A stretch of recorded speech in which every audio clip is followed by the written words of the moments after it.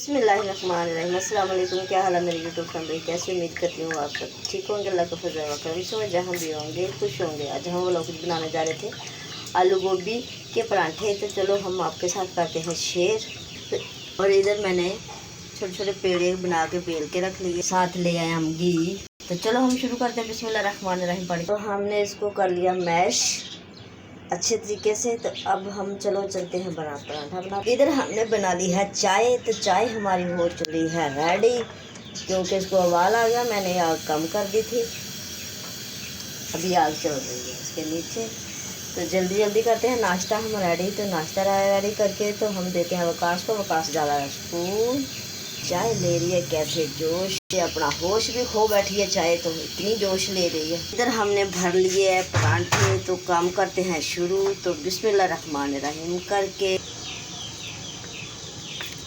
ये हो गया रेडी आलू गोभी का परांठा और साथ चाय।